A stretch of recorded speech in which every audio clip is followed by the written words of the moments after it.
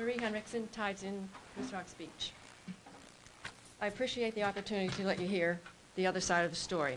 I have only 6 points to make. Number one is regarding the replacement of this gambrel roof, which had been an occupied space and was removed by the former owner, Januszewski, in 1965. Unfortunately, when the roof was cut off, the area was inadequately covered and protected. There are pictures of that down here. I purchased the Tides in 1972 and learned in the ensuing years how that removal negatively affected the structural integrity and appearance of the building. The restoration architect I hired said the bulky front dormers added before the summer of 1912, these up here, were incompatible with John Calvin Stevens' original design. He then designed this adaptation, which we have now. No, the big one. The new one? Oh, sorry, it is behind it. Oh, excuse me. It's okay. This is what it is now. Instead of the bulky dormers, we rearranged it, and that is supposedly more compatible with what John Calvin Stevens would have done, according to an architectural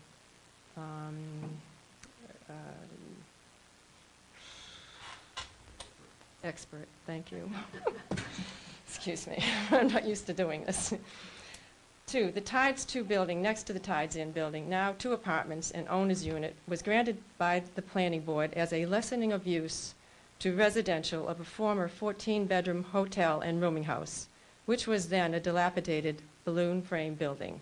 That was in approximately 1983. That's just to clarify some things that I've been accused of being perhaps deceitful or scheming about.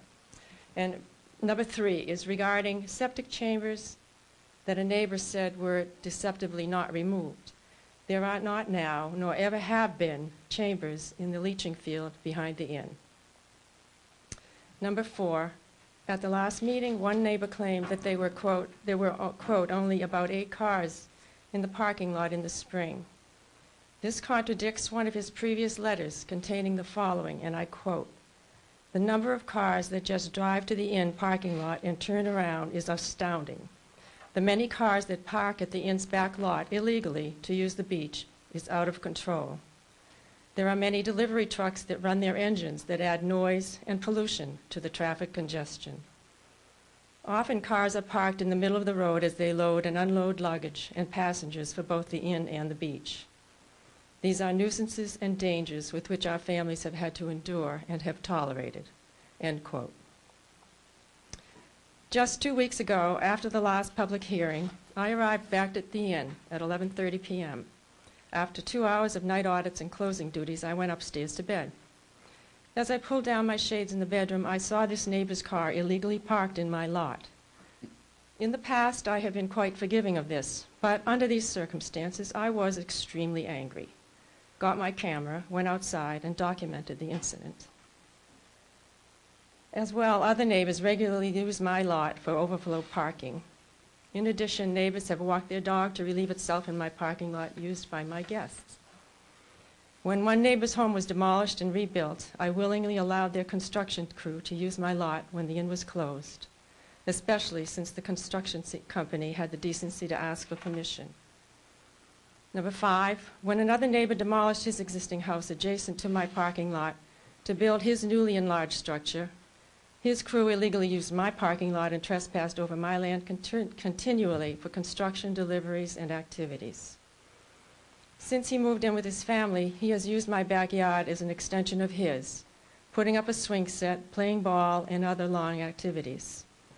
He and his guests or renters continually use it to access Belvedere Ave to walk to the beach.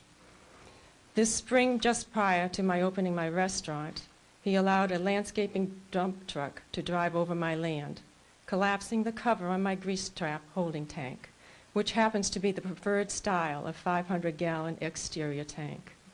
All of this was without my permission.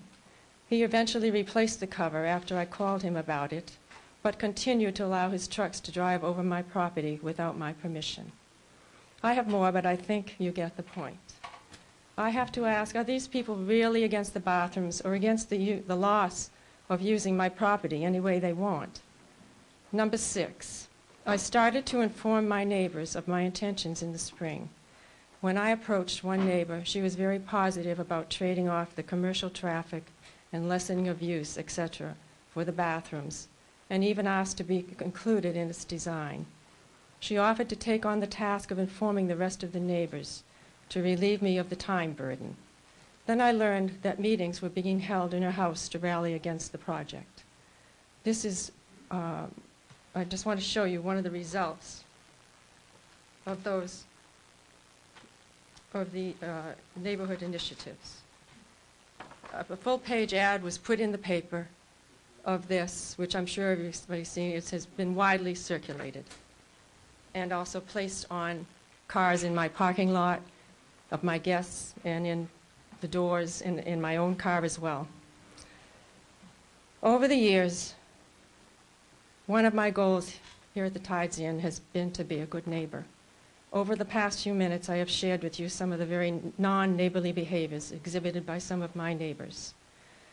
These people are against what I am trying to do with a property that they've taken advantage of, a property that I have owned for 35 years and with my daughter have poured energy, caring, and money into.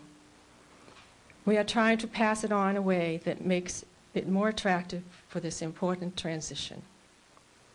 And that will contribute to preserving the quality of the beach by providing an attractive and needed sanitary facility, well camouflaged from anyone's view, relieve the noise, pollution, traffic, congestion, and danger to children of large commercial delivery trucks, and bring this grand old lady up to the current standards of, to name a few, electrical, plumbing, life safety, fire codes, and handicap access.